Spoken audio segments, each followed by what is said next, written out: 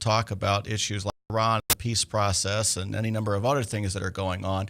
This week has been a very difficult for Israel relations with the United States, because the Israelis seem to be on the different side of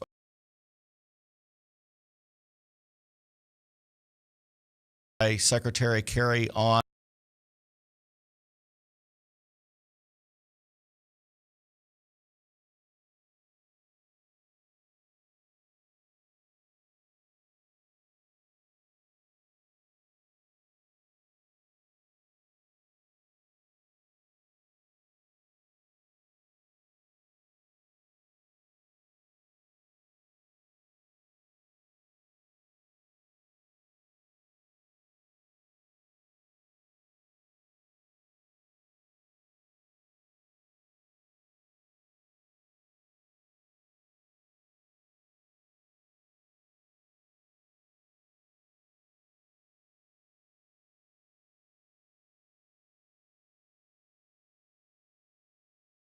past, but the United States has had a stated goal of preventing Iran from acquiring a nuclear weapon. If you look at all the statements that President Obama and administration officials have made over the last few years, that has been the goal: no nuclear weapon.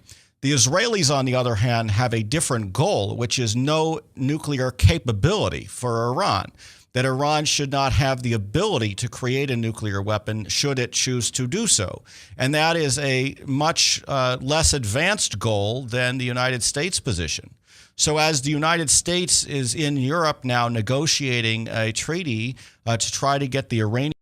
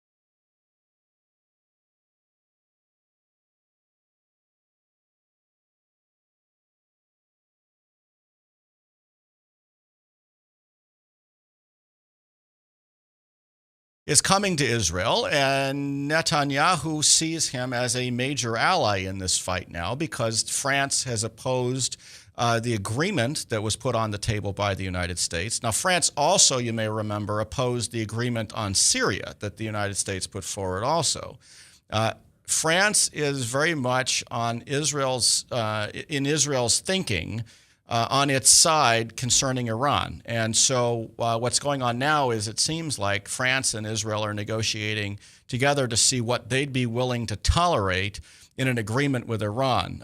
And while that's going on, Israel is also making overtures that it's willing to accept a good Iran deal. It's not that it's opposing any Iran deal. It's willing to accept a good Iran deal. And that's where things stand today. We're also dealing with the aftermath of Typhoon Haiyan in the Philippines, which is, in my lifetime, I think the second worst natural disaster, right behind the Southeast Asia tsunami of 2004, I believe. And all the help that people can give for the South to help with aid for the Southeast Asian tsunami is greatly appreciated. The URJ and the Religious Action Center have funds that they are collecting money and then are going to distribute money. I'm sure that we will talk about that a little bit after the break. Along with issues related to the healthcare issues that are ongoing with the Affordable Care Act. This is The World in 5 Minutes, and we will be back in just a couple of minutes with Rachel Lazer and Barbara Weinstein of the Religious Action Center. From the RE/MAX Real Estate Concept Studios, this is Webcast One Live. I'm Brian Leach, owner and general manager of Service Legends. I brought along a couple of the home comfort heroes. Hi, I'm Tammy Wells. I am Nick Wondershad. I'm administrative manager I am the senior technician from Service Legends. It seems like every good thing, when you feel it to the bone that it's good, there's a lot of hard work put behind it. I don't think that you can fake it and have it turn out good. You know, if we seem like, okay, that's just weird, it's just a furnace, why would you believe so deeply in a furnace? It's not just that, you know, we want to show the world that you can have good service. Yeah, I mean, it's your home. You know, it's built into our daily trainings, it's built into our culture, that we're gonna do whatever it takes to have each client say they love us, period. That's why we spend all the hours in the training that we do. And if we guarantee it's gonna be a good experience for you, or else it's free, what type of work do you think we're gonna do? There is a guarantee. Temperature selection guarantee, fixed right or it's free guarantee, comfort guarantee, best value guarantee. All of these guarantees hold us accountable to ensuring that we exceed your expectations. And if for whatever reason we'd fail and we can't make it right, we guarantee all of those guarantees with a 100% money back guarantee. I mean, if you don't think that your technician can fix it right, are you gonna say that to a client? No. You don't have to worry about having a technician come to your house. We drug test, background check all of our team members. We put safe people in your home. Each and every one of our service techs, 400 hours a year in training. You tell it the minute they walk in the door. They know what they're doing, they've done their homework, and they actually truly care about what you want. Because at the end of the day, you're the person that makes sure I have a job. They're gonna be listening. They're gonna wanna know what your challenges are. Then they're gonna come and give you options, and you get to choose. If I'm there to help and I make it easy and painless, I did my job right that day. Well, when it comes to your comfort, safety, and your family, you know, you don't necessarily go buy the most expensive, but you get the most bang for your buck. Oh, it's worth it, because there's a lot of people that will find a way to get it to work right now and then leave and then come back, charge you again, and the cycle just repeats itself. So when I'm out there looking at the furnace, I want to find why it failed today. How can we change the part today with something that you're not going to have to worry about? Is it worth changing the part today? I mean, you can put a lot of money into a furnace. I can fix parts all day. There's good job security in that for me, but is it the right thing for you? I get a lot of the phone calls of after the technicians are there. They're just in awe. They're like, wow, you guys are great. I mean, I don't even know what to say. You guys are great. Everything you did was perfect. It was great. Keep going though, I like this. Just give us a try. I'm gonna take all the risk.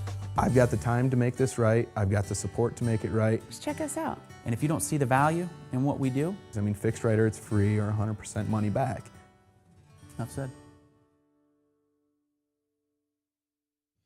Shalom. Welcome back to Understanding the World. I'm Rabbi David Kaufman. I'm joined in the studio by Mark Finkelstein of the Jewish Federation of Greater Des Moines, our JCRC director, and we will be joined in a moment by Rachel Lazer and Barbara Weinstein of the Religious Action Center of Reform Judaism.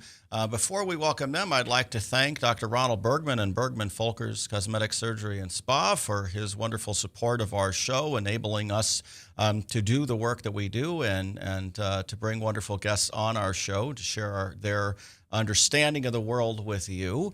And with that, I'd like to welcome Rachel and Barbara to the show. Very happy to be here. Hello.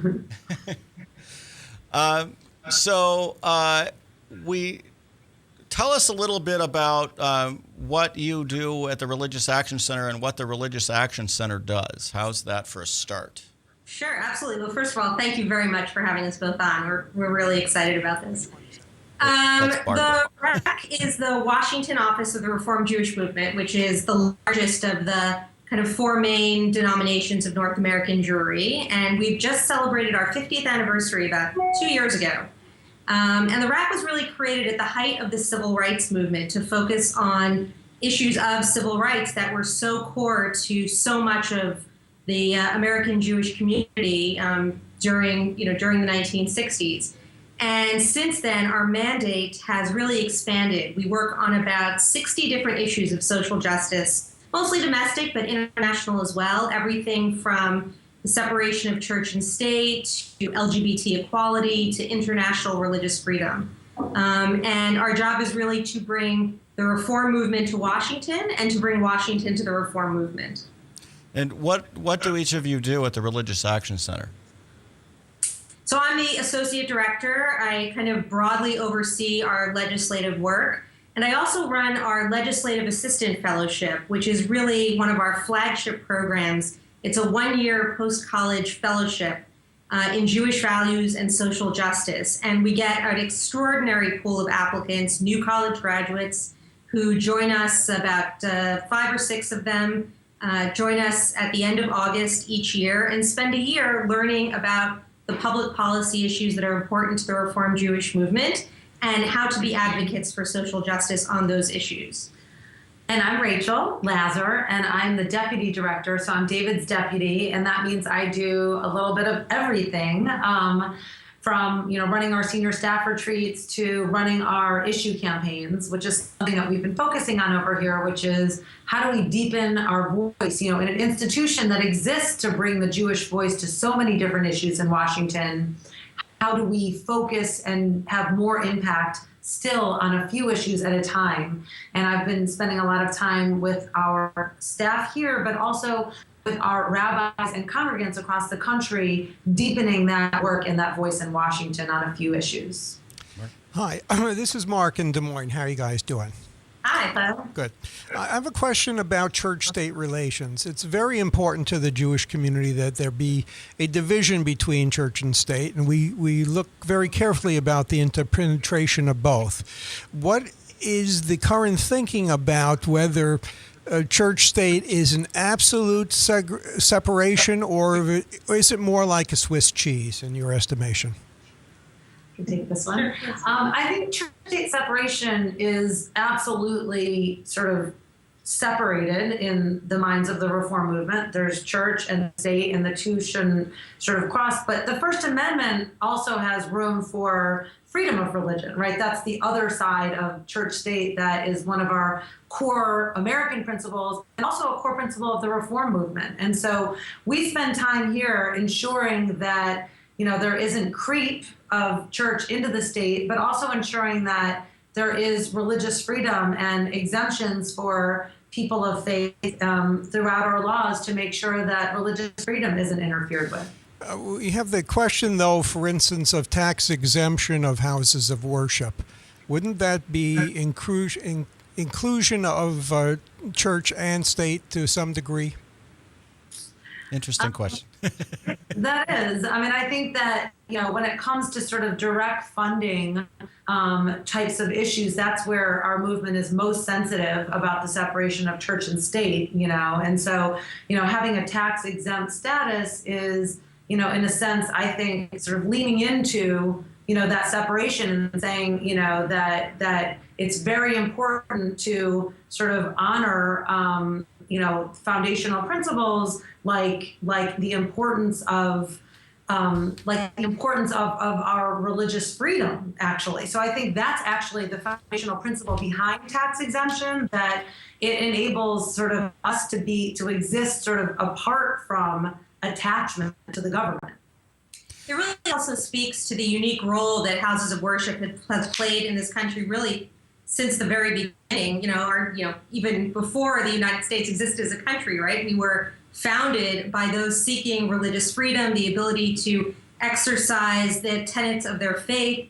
And that's a tradition that has continued right up until this day, that the role that houses of worship play is really about speaking truth to power. And if you think of some of the greatest social justice leaders of our time, people that we here at the RAC look to for inspiration, like Dr. Martin Luther King and Abraham Joshua Heschel, they were themselves religious leaders.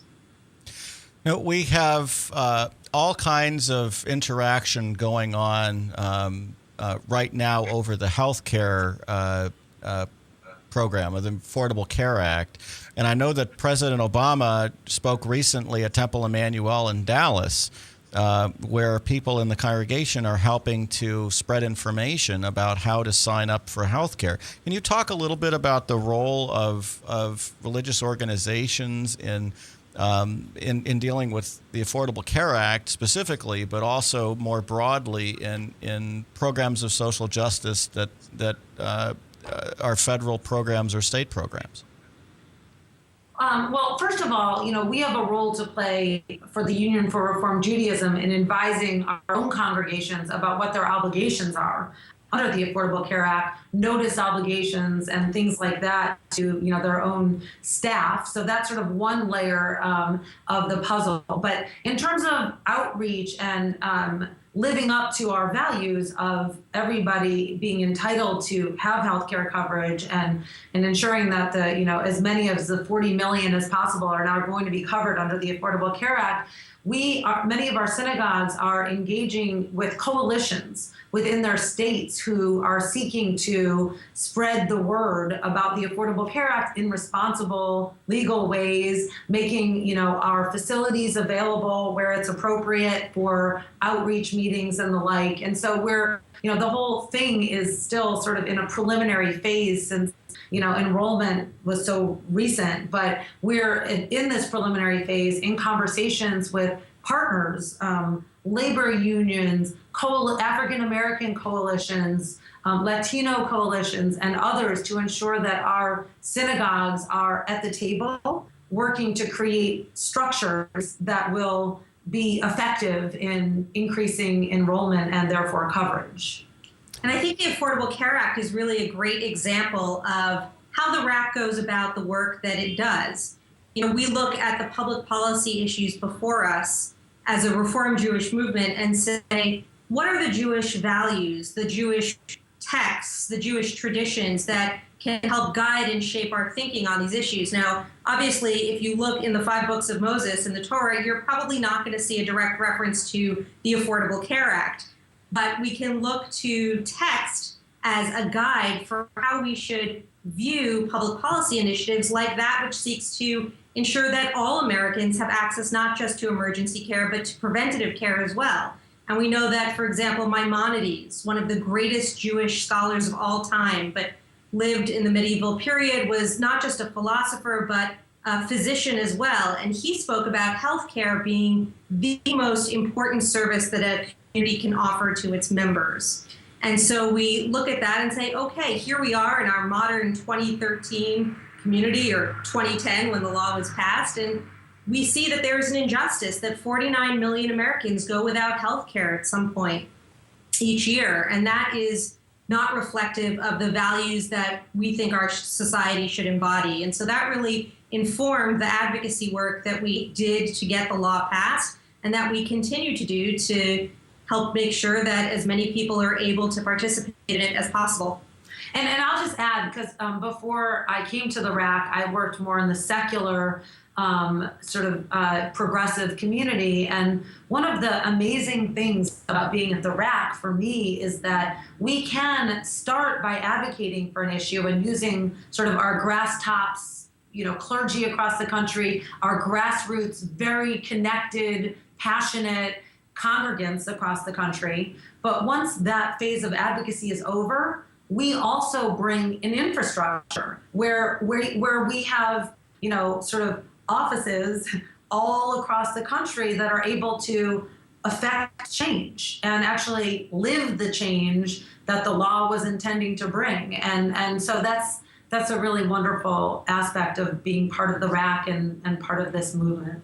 And one of the things that I teach, when I teach about healthcare to our confirmation students, the single most important Jewish text to me is that when you save one life, you save the whole world, because that puts saving a life above everything else, and that, I think, puts the importance of not only getting healthcare access for everybody, but making sure that it actually works.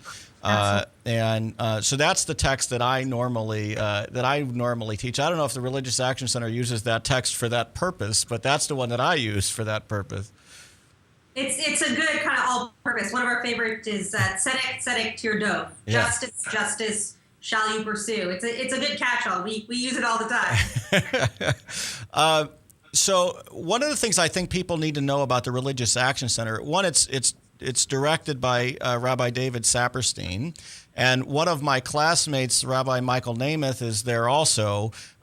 It's an organization that has rabbis and lawyers, legal professionals, legislative professionals, and political scientists who understand how the political system works, and it brings everybody together. And it does so in a very effective way. I've noticed, a lot of organizations tend to be one track and not the others. And the Religious Action Center, I think, is one of the unique organizations that has the ability to bring all these things together and speak to various audiences in an effective way about not only what the issues are on a religious level and on a practical level, but to really give people the means to make a change. Is that something that you see and you promote about the RAC? Yeah, absolutely. We take very seriously the mandate of both inspiring and training the next generation of social justice activists. So we're not only a staff here that goes out and does the advocacy on Capitol Hill or with the administration, but we also go to our congregations and invite them here to Washington so that they can learn skills to be advocates as well. One of our flagship programs that I know you've been on several times, Rabbi Kaufman, is the Litaken Teen Social Justice Seminars. And we run about 6 of them each year. It's a weekend-long program where we bring about 300 or 400 high school students, 15, 16-year-olds, to Washington from Friday evening to Monday afternoon. And we spend the weekend teaching them about a range of different issues of Jewish social justice. And then we take them on Monday to Capitol Hill, where they meet with their senators and representatives and their staffs and get to talk to them about issues that they've been touched by and inspired by over the course of the weekend. And it shows them both the link between their Jewish values and their responsibility to care for their communities and their country and the world around them, and the fact that they have a voice in this process, that this isn't something just for adults, that this is something that each individual has an ability and a responsibility to participate in. And that goes the same for other programs that we run for college students who can join us for a summer-long internship program and the year-long legislative assistant program that I mentioned before as well, in addition to rabbinic training programs that help rabbis infuse their rabbinate with deep social justice values. You gotta be quiet about the Litaken program, because I really want to bring my kids back on the Litaken program, and every time I look at the schedule, it's full. So we need more of them or fewer people coming, one or the other, so that I can have a chance to bring the kids on a weekend that they want to go, because the kids who've gone on the Litaken program from my congregation still talk about it years later as being one of the best experiences they ever had. It's really a fantastic program. Mark's got a question. Yeah, Rachel, you were apparently working with a group called Third Way. Can you tell us something about that, please? Yeah, sure. Third Way leads the moderate wing of the progressive movement. So some way that people put it is they're a left-leaning think tank that specializes in reaching moderates. And when you're at Third Way, some people who are there characterize it as wanting to bring moderates into the progressive fold. And other people who share the same office say they want to actually bring progressives a little bit closer to moderates. But in any case, the think tank sort of exists in this very important space where we know as progressives that in order to win on any issue, we need moderates to come along with us. And so it's not necessarily always sort of where progressives' heads are to think about what do we need to do to stay true to our principles, 100% true to them, but also be able to speak most effectively to moderates such that they'll come along with us. And that was the space that I lived in there. I ran the culture program, which actually attempted to eke out shared values and work in that space on the most divisive social issues of our time, like abortion and gay rights. And so that's a lot of the work that I did there. And I actually built a coalition with centrist evangelical Christians and progressives who came together on gay rights and abortion in certain ways that I'd be happy to elaborate on now or some other time. Yeah, I do a lot of that. In fact, I say, I don't preach to the choir. I preach to the people who don't agree with me. Primarily, I speak to the progressive left about what the right wing feels to try to talk about the center and get things done, and I do the same thing when I speak to the right wing. Talk to the right wing about same-sex marriage or other progressive issues. And to try to get things done. I mean, that's really how you bridge gaps and get work done, because there's too much partisanship, at least in my perspective. One of the things we're seeing, and I know Mark would agree with me on this, is in interfaith relations, the issue of same-sex marriage has really made it very difficult for a lot of interfaith groups to work. And a lot of clergy coalitions have collapsed over the issue of same-sex marriage. And we're actively trying to rebuild a lot of those. But I don't know if you're seeing that nationally. The other thing that's happening on the same issue is relations between the progressive community and the African American community because of same-sex marriage, and it particularly involves Catholics on Catholic progressive relations and African American progressive relations. So, do you see that nationally, and what kind of things do you do when you see that to work to overcome it? So, good question. I think on the national front that we've been very aware of the progress, even on the question of marriage equality within the faith community. So I think when our president came out in favor of marriage equality, we all here in Washington were very acutely aware of how he was bringing even Black pastors and some others in the faith community along with him.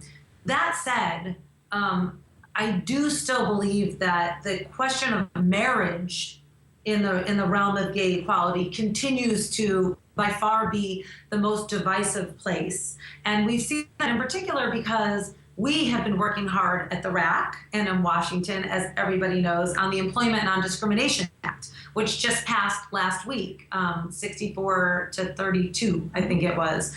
And in that instance, it was essential to be able to tell our interfaith partners that to actually explicitly acknowledge, even in the letters that we were sending on behalf of the faith community, and we actually coordinated one from the RAC where we had over 60 religious organizations who joined us, but we had to say explicitly in the letter that we acknowledge that some of us are in different places on the question of marriage.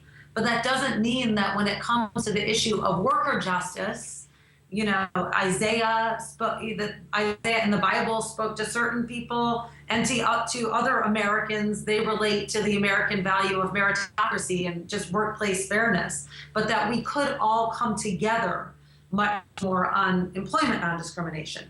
Still, though, and I just want to acknowledge this, that as compared to some of the other divisive issues that we've worked on from the RAC this year in some of these campaigns that I was talking about earlier, so even gun violence prevention and certainly immigration reform in particular, we have still experienced more resistance from certain parts of the interfaith community than we'd like to on even employment non-discrimination in the gay rights realm. So we're certainly not all the way there, but the air is in the air is a spirit of progress, I'd say. For the Employment Non-Discrimination Act, we had some pretty serious evangelical Christians, including megachurch pastor Joel Hunter from Northland, Florida, who came out with a strong statement of support for marriage equality. Professor David Gushee, who is a real trendsetter in the centrist evangelical movement too, he's at Mercer.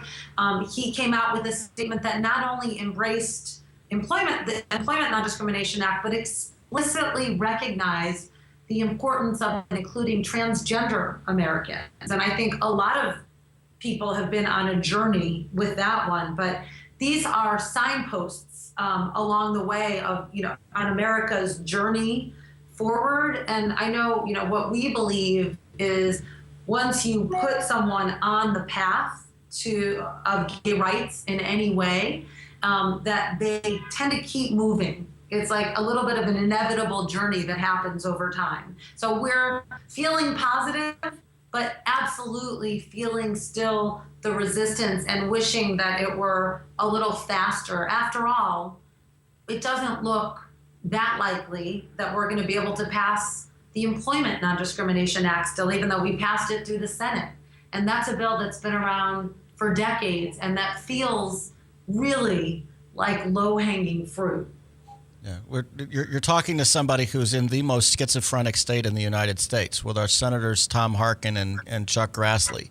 So we have on the political right, evangelical, and we have progressive left, Tom Harkin. So we know the difficulty of a lot of these debates dealing with Iowa. Mark? Barbara, I understand that you had spent a number of years working with members of the House of Representatives. What are some of the things you found insightful in that particular experience? I was there in the late 90s, and I went to Capitol Hill right out of college and found myself in the middle of everything from the impeachment debates to the end of the Clinton presidency and the beginning of the Bush presidency. And I think that one of the most important lessons that I learned is really the importance of bipartisanship and looking for partners across the aisle. That no piece of legislation, no initiative, no effort is going to succeed unless you are able to find common ground. And that's a lesson that I've been, found very important to apply here to the work we do at the Religious Action Center as well.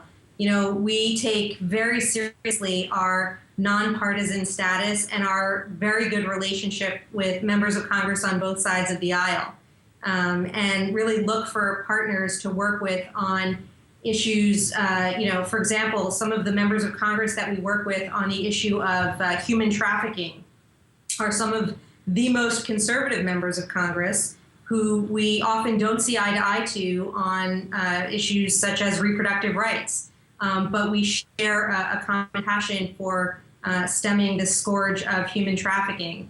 And so making sure that those relationships are strong and cultivated and long-term is one of the most important lessons I learned from my time on the Hill. Let's talk a little bit briefly about the upcoming URJ biennial and kind of what is on the slate as far as resolutions, and also what the Religious Action Center is working on right now. Can you talk a little bit about those things? Sure. So I am the official staffer of the Resolutions Committee right now. So I will start and invite my colleague Barb to join me. So we have 4 resolutions that are proposed this year, and they can all be found on the URJ Biennial website.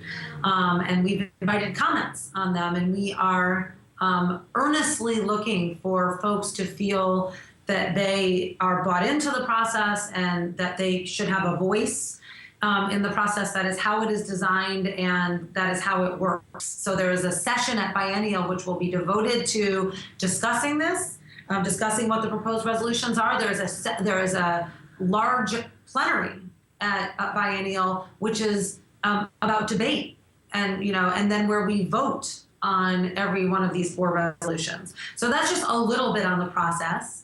So on the substance of these 4, I'll take 2 and I'll give Barb 2. So one of the resolutions is actually on the Cuban embargo in Cuba. And we propose support advocating for lifting the Cuban embargo on humanitarian grounds, and also advocating for the freeing of Alan Gross, Jew who went over to help the Jewish community and who has been sort of unfairly treated and imprisoned throughout his own and his family's illness. And it's been a long time, and we are advocating for his release. So lifting the Cuban embargo and freeing Alan Gross is in one resolution combined. Another resolution is about supporting paid sick leave. So our movement was a strong advocate of the Family and Medical Leave Act, FMLA, which passed. And sort of in that same tradition, we are advocating for Congress to pass laws that would require an employer to pay for sick days and sick leave when a person is either taking care of themselves or taking care of their family.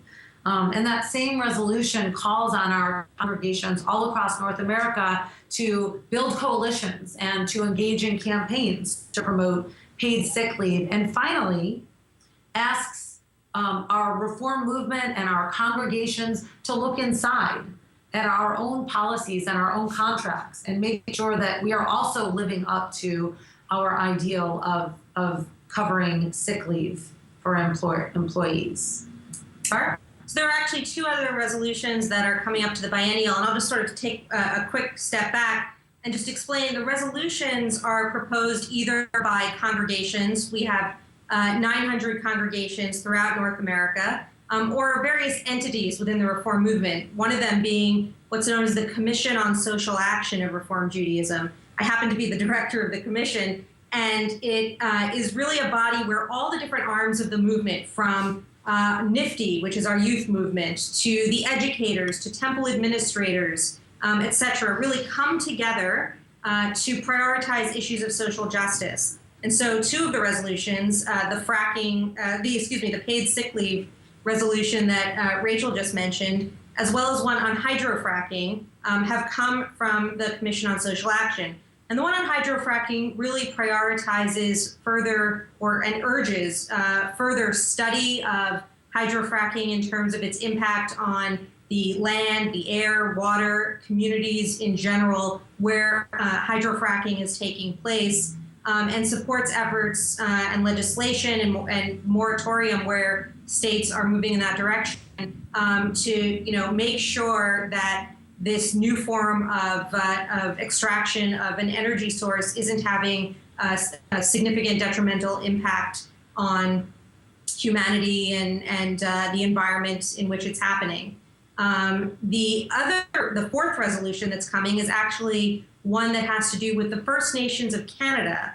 And you'll note a minute ago when I talked about the 900 congregations in the Union for Reform Judaism, I said North America rather than the United States, and that's because we have congregations north of the border, and we are thrilled that for the first time in a very long time, they've submitted a resolution to the URJ biennial on the plight of the First Nations of Canada, who, not so dissimilar to the Native American community here in the States, have astronomical levels of unemployment, poor health and projected lifespan, educational challenges, and much, much more. And so the resolution really shines a spotlight on those challenges and calls for greater government cooperation with the First Nations community to address those problems, and really greater education throughout Canada to educate people on these challenges that are really so endemic to that community. So those are four of the resolutions that are being voted on. Biennial really is much, much bigger. It is a 5-day extravaganza. We have about 5,000 Reform Jews who will be in San Diego December 8th through the 15th. And December 11th through the 15th. And it really is an extraordinary gathering with music and great speakers. We're going to have an address by Prime Minister Netanyahu. For any of your viewers who have been following the Women of the Wall, Anat Hoffman, who's the director of the Women of the Wall, is going to be joining us. And we're also going to be celebrating the centennial anniversary of the Women of Reform Judaism and kicking off a celebration of NIFTY at 75. So it is really just a spectacular 5 days together. Yeah, and I'll add to that and put in a plug for a couple of the RACS workshops that we're running there. So we're doing a workshop on immigration reform and the role that the reform movement and the Jews have been playing, and sort of the state of play on that issue, which is still very alive. We're also running another workshop on employment non-discrimination and LGBT rights, and we're going to have a rabbi come in and do some singing with us, and another couple of rabbis who are intimately involved, one who's got a relationship with Senator Hatch, and helped us move him to vote for the bill in committee, which set a trend for 9 other Republicans to join, him eventually. So that's going to be another session. And then we're going to have a wonderful session on, I think we called it Skills and Thrills or something. And it's about training our movement to be social justice advocates and voices for social justice. We're really excited about that one. It's going to be a meaty 3 hours, and we're going to actually have a little contest in it and make it exciting. So we will be there. We also are thrilled that we're going to be doing some things on gun violence prevention at Biennial, because folks may know that December 14th, actually, during Biennial, is the anniversary of the tragic Sandy Hook shootings. And the reform movement got very involved in that issue. Even 1 week after that horrible tragedy, we actually organized a large set of religious leaders to come together in front of the National Cathedral. It was very broad, very diverse, and we all stood. It was freezing cold, and it was very sad. It was very pensive, and many leaders wanted to speak briefly, and then we actually tolled the bells to honor the lives that were lost. And from that point on, our movement engaged through our rabbis, meeting in district with members of Congress, and our congregants placing huge numbers of calls to Congress through something that we coordinated at the RAC and we sort of created, which was named Faith's Calling. And Faith's Calling actually exists as an independent website. It's a project of the RAC, but it belongs to many different faiths who all joined together. And one of our call-in days shortly after Sandy Hook, the Southern Baptist Convention joined us. The U.S. Conference of Catholic Bishops joined us. Huge numbers of the mainline Christian denominations joined us. The Orthodox Jews and conservative Jews joined us. And the list goes on. And it's a way for the faith community to come together as moral activists and to strengthen and amplify our voice in favor of, in this case, gun violence prevention policy passing. So Faith's Calling is something that we've done now in conjunction with the interfaith community that we've organized on immigration reform, on employment non-discrimination, and we're actually going to be doing and plugging the Faith's Calling that we're running, which again is very interfaith, on the last day that Congress meets before the 1-year anniversary, so on Friday, December 13th. So stay tuned for that around Biennial, and just hopefully around your networks, you will be hearing of it. But we are about to debut that day. We've already got some wonderful partners who will be working with us on that. And the Religious Action Center has a regular email list and text messaging service to get people to contact their congresspeople. Can you say a little bit about that? Sure. If you check out our website, which is www.rac, which is RAC.org, it's got a wealth of information about the issues that we're working on, the way in which we ground our work in Jewish texts and tradition, etc., and plenty of opportunities for you to sign up for our networks and hear about not just the work we're doing, but where you can make your voice heard. No member of Congress members of Congress are only interested in what we have to say insofar as that we here at the RAC represent a movement that is over 1 million strong, and is active and engaged in these issues at the community level. And so making sure that people have the tools to lift their voices up and reach out to their senators and representatives is really the crux of what we do. And there's a way for you on our website. If you just give us your email address, we'll make it as easy for you as it can be. Coalition building is obviously very, very important. My question is, how do you reach out to some groups that we don't normally have relations with? Who reaches out, and to whom do you reach out? Well, that is something that's at the core of what we do at the RAC, and I think that it actually ties back to our initial discussion about church-state separation. It turns out the Baptists were some of the creators of that part of the Constitution.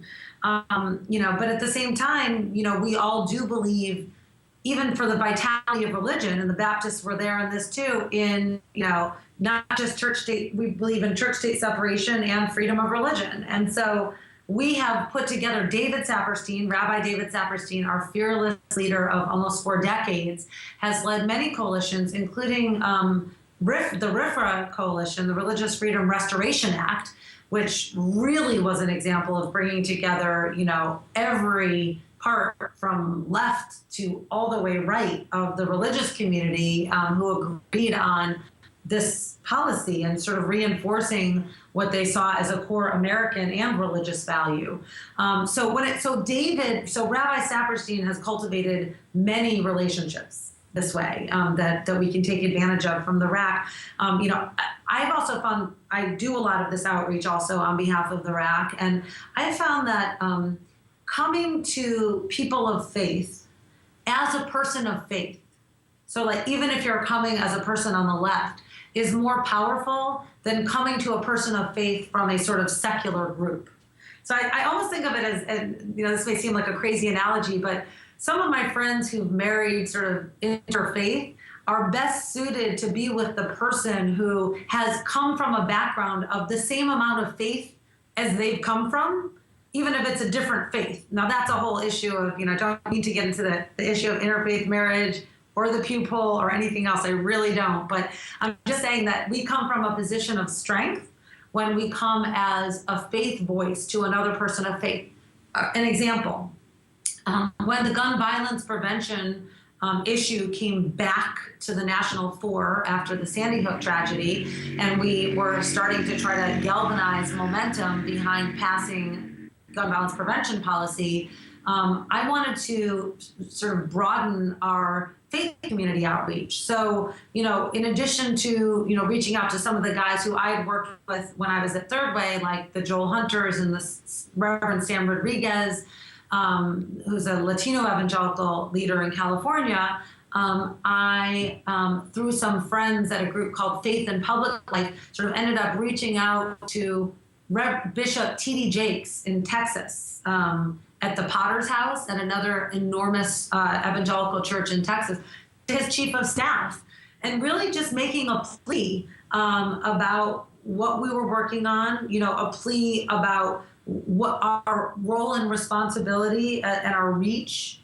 as faith leaders, and what we could do and what we could bring to this debate. And it spoke to him, and so lo and behold, he was giving us quotes for our press release and joining us, tweeting about it. And I think we saw that his tweet had the most retweets of anyone's retweets when we were doing our first Faith's Calling. So sometimes it's tapping relationships that we've cultivated through the RFRA coalition and other coalition, and sometimes it's sincerely reaching out from our hearts in a way that we're able to do as people of faith, and sort of speaking in a moral language, and hoping that that one of our faith friends, even from a very different place, will connect with us, and that works too. Yeah, I have had some very interesting conversations over the years with Congressman Steve King from Iowa. I had a conversation with him actually about immigration reform and amnesty a couple of months ago, if you're willing to dialogue, and you're willing to dialogue from where your point of view is, you can actually dialogue about these things. And that's really the only way, as far as I can see, to make real change, is to approach people who don't agree with you and have a dialogue and see if you can find common ground. So and when we're dealing with the Catholic Church on issues, that we try to do that, and when we're dealing with evangelical Christians on other issues, we try to do that as well. Let's talk about some issues where it's harder to find interest, much less support. Mark and I are both involved with anti-genocide advocacy and dealing with the Sudanese community. And it's difficult to even get Africa on people's radar, much less talk about what the United States should do and policy issues and things like that. How do you address, and how does the RAC address issues like that aren't front and center and before everybody on a regular basis?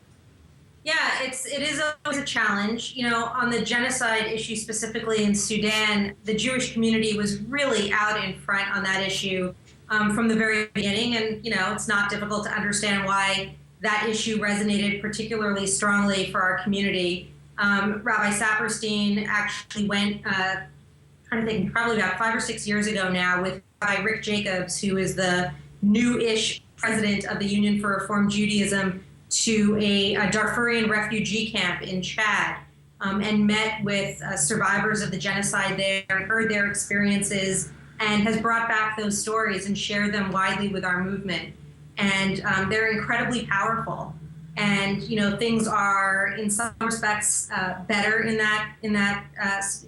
terms of what's going on with the status of now Sudan and South Sudan. But obviously, there's a long way to go. And we continue to talk to officials at the State Department and other folks in the NGO community, like Enough, which is really one of the leading NGOs working on these issues, about how we can keep up the pressure to make sure that, you know, this region that's still kind of teetering on the brink at best doesn't fall back into full-blown genocide. And we also continue to look for new areas for us to engage on these issues.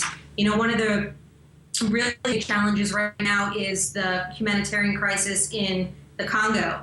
And we actually adopted a resolution at the last biennial that spoke about conflict minerals. And, you know, in every cell phone that we carry in our pockets or our purses, there are minerals that make the phone work, and many of them are mined under slave conditions in the Congo and other countries in the area. And so what we can do, you know, we consider what can we do as a Reformed Jewish community to highlight that issue and to keep up the pressure. There was, in the big financial reform bill that passed a couple of years ago, known as Dodd-Frank, that was really a response to the economic meltdown, there was actually a provision that had to do with these conflict minerals, and for companies to be able to track where the minerals they're coming from, where the minerals that are going into the phones came from. And so we were very proud to do advocacy around that and really lift our voices as a movement around that. But it is a challenge, and one that we definitely struggle with. One of the big issues, one of the big issues for our audience of this show is Middle East and dealing with the peace process and Iran and threats to Israel's security. So right now, the big issue, I think, for most of my viewers is probably Iran. Does the Religious Action Center have a position on Iran's nuclear program, or is it kind of staying away from that issue? No, we have, and I want to be clear, when you say, does the Religious Action Center have a position, the work that we do, the advocacy that we engage in, is directed by the positions that have been adopted by the Union for Reform Judaism, which is the congregational arm of the Reform movement, and the Central Conference of American Rabbis, which is the rabbinic arm of the movement. So, you know, I always joke, we're not sitting here twirling our metaphorical mustaches, figuring out what are we going to work on today.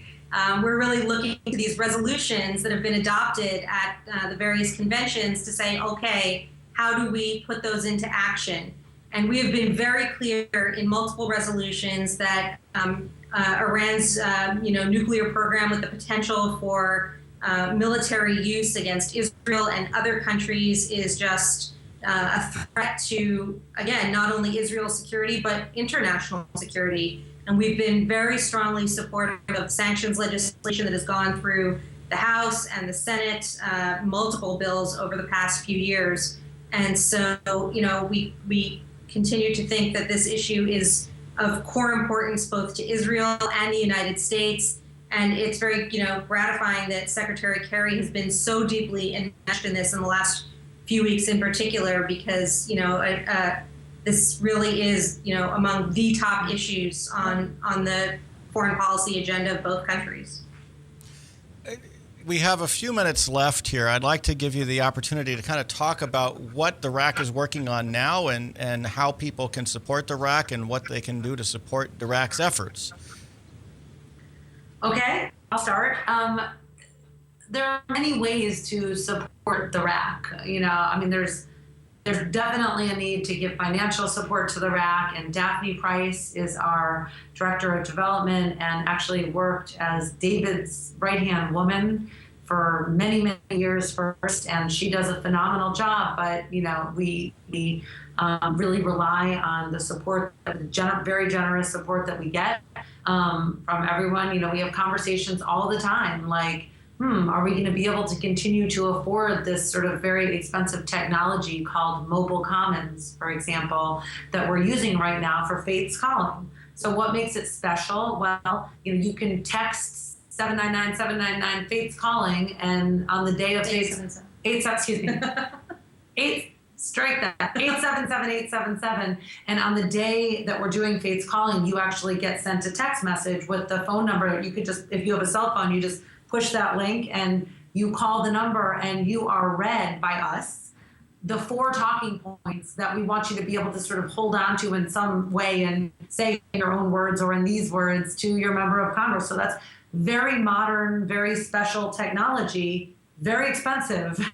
So we decided to use it because we felt like it would really empower our advocates to be able to take action in a way that was easier, and that it was just sort of quicker and everything else. But it's, a lot of money every month. And so one question we have is, can we continue to use that technology, or do we sort of have to sort of go back to a little bit more old-fashioned technology? So financial support, that's a very long-winded way of saying financial support is vital, but then there is just becoming a member of our lists and becoming an active congregant, engaging with your social action committee in your congregation, where we have sort of a direct line also, and giving yourself to doing both direct service and also advocacy projects, and understanding the link between direct service and advocacy. So you can run a food bank, but wouldn't it be nice if you also could,